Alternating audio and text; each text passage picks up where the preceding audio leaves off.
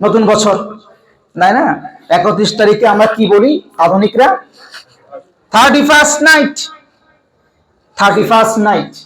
আমাদের সমাজের যুবক শ্রেণীর মানুষেরা লজ্জা শ্রেণীর হেফাজত কেমন করে করবে? প্রাসঙ্গিক বলে কথাটা বলে দিচ্ছি, যুবকরা যারা আজকে এই 31st নাইট উদযাপন করো, এই যে গতকালকে তারা উদযাপন করেছে কি 25শে ডিসেম্বর বড়দিন। যারা বড়দিন বুঝে উদযাপন করেছে কিংবা না বুঝে উদযাপন করেছে, তারা এই কথা স্বীকার করে নিয়েছে ঈসা আলাইহিস সালাতু ওয়াস সালাম আল্লাহর পুত্র। নাউজুবিল্লাহ বাড়িতে গিয়ে বলে, যারা বড়দিনকে উদযাপন করেছে তারা এটা বুঝে অথবা না বুঝে স্বীকার করে নিয়েছে যীশু খ্রিস্ট আল্লাহর পুত্র। ইমানদার কি এটা মনে করে যীশু খ্রিস্ট আল্লাহর পুত্র?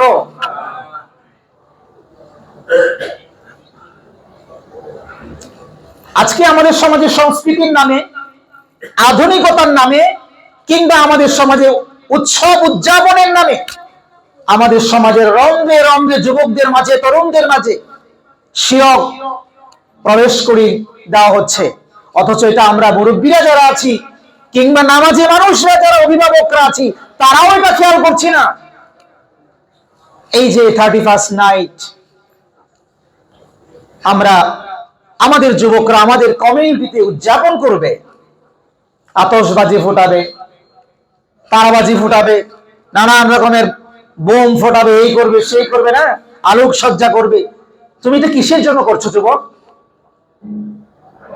কিসের জন্য করছো? তুমি কি একবারের জন্য হলে ইতিহাস জানো? 31st নাইট এই জানুয়ারির ইতিহাস তুমি কি জানো? তুমি তো সেই ব্যাপারে একটু খেয়াল রাখো না। অথচ তোমরা এক একজন গুগলের হাফেজ, ইন্টারনেটের হাফেজ, কিন্তু এই ব্যাপারে তোমার কোনো খবর নাই।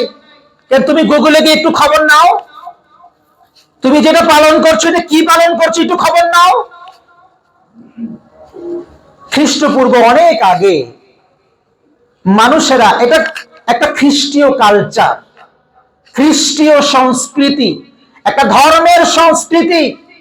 রাসূল বলেছেন, মান তাসাব্বাহা বিকওমিন ফাহুয়া মিনহুম। যেই জাতি যাদের অনুসরণ অনুকরণ করবে, যাদের সংস্কৃতি পালন করবে, যাদেরটা মেনে নেবে, কিয়ামতের ময়দানে তাদের সাথী হয়ে জাহান্নামে যাবে। যদি ওরা জাহান্নামী হয় তারা জাহান্নামে যাবে, যদি জান্নাতি হয় জান্নাতে যাবে। তোমার সিদ্ধান্ত তোমার। তুমি কি জান্নাতি মানুষদের সংস্পর্শ অবলম্বন করবে, না যারা জাহান্নামে যাবে তাদের সংস্পর্শ অবলম্বন করবে? সিদ্ধান্ত তোমার। যুবক, তদানীন্তন সময় খ্রিস্টপূর্বে জানুস নামে একটা দেবতা ছিল। এই খেয়াল করেন, দেবতার নাম কি? আওয়াজ করে বলতে হবে, দেবতার নাম কি? JANUS। এটা নিয়ে তুমি গুগলে সার্চ করে দেখো, দুই মাথাওয়ালা একটা মূর্তি আসবে, দুই মাথাওয়ালা মূর্তি। তদানীন্তন তাদের কাছে, রোমান খ্রিস্টানদের কাছে যারা প্রকৃতি পূজা করত, তাদের কাছে এটা ছিল একটা পূজনীয় দেবতা। এই জানুস, এই জানুসের দুই মাথার ভেদ কি, রহস্য কি?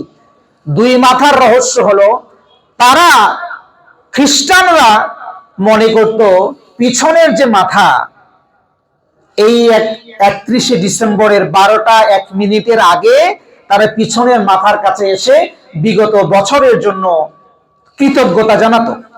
তাদের কাছে তার এই দেবতার পিছনের মাথার কাছে এসে কি জানাতো? কৃতজ্ঞতা জানাতো। কৃতজ্ঞতা যে একটা বছর তোমার কল্যাণে আমরা পেয়ে গেলাম। নাউজুবিল্লাহ বললেন না? আমরা বছর পাই কার কল্যাণে ভাই? আর একটু জোরে বলেন, কার কল্যাণে? ইমানের শক্তি নিয়ে বলেন, কার কল্যাণে? আল্লাহর কল্যাণে। আল্লাহ আমাদের হায়াত দেবার মালিক, আল্লাহ আমাদের মরণ দেবার মালিক। তিনি ছাড়া আর কেউ নয়, আর কেউ নয়। তারা সেটা মনে করত। এই সংস্কৃতি আজ পর্যন্ত চলে আসছে। তুমি বুঝে করো আর না বুঝে করো, তুমি সেই সংস্কৃতি পালন করছো। 12টা আগে তারা এটাকে মনে করতো যে কৃতজ্ঞতা আদায় করার জন্য তার কাছে এসে পূজা অর্চনা করত। যেই 12টা 1 মিনিট হয়ে যেত, এখন পিছন থেকে সামনের মাথার দিকে যেত। সামনের মাথার কাছে গিয়ে তারা নানান ভাবে পূজা অর্চনা করত, গান বাদ্য, অশ্লীল তারকাবাজি, অশ্লীল বাক্যালাপের মাধ্যমে। এই জানুস দেবতার পিছনের মাথা এবং সামনের মাথার রহস্য।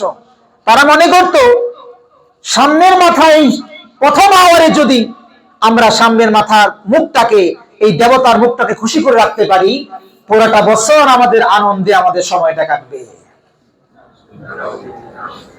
আমি আরো ব্যাখ্যা করলাম আপনাদের শব্দ দিকে খেয়াল করে, এখনো বলে না নাউজুবিল্লাহ। আহা, এই তাদের সংস্কৃতি, এই তাদের ধর্ম বিশ্বাস। যেই ধর্ম বিশ্বাস থেকে তারা এই হ্যাপি নিউ ইয়ার, এই জানুস দেবতা থেকে জানুয়ারি, এই ধর্ম বিশ্বাস নিয়ে খ্রিস্টানরা এই পূজা করত, এই সংস্কৃতি পালন করত। কালের বিবর্তনে এই সংস্কৃতি সব মানুষের কাছে ছড়িয়ে দেওয়া হচ্ছে, যার ফলশ্রুতিতে আজকে 2026 বাংলাদেশেও মুসলমান 90% মুসলমান, তারাও এটা পালন করবে। যারা নামাজ পড়বে, যারা রোজা বিশ্বাস করে, যারা হজ বিশ্বাস করে, সাথে সেটাও বিশ্বাস করে। তাহলে তোমার ঈমান, তুমি প্রশ্ন করো, ঈমান কি তোমার শিরিক মুক্ত হলো না শিরিক যুক্ত রয়ে গেল? এক নম্বরে শর্তই তোমার ছিল, তুমি যদি আল্লাহর জান্নাতুল ফেরদাউসের মেহমান হতে চাও, তাহলে এক নম্বরে ছিল তোমাকে কি করা লাগবে? শিরিক মুক্ত ঈমান থাকা লাগবে, এটা শর্ত ছিল। তুমি সেই শর্তেই তোমার কাছে ফৌজ। যুবক ভাইরা, উদাত্ত আহ্বান রাখতে চাই, এই সংস্কৃতি আমাদের নয়, মুসলমানদের নয়, ইসলামের নয়, ইভেন বাংলাদেশের বাঙালি সংস্কৃতিও নয়।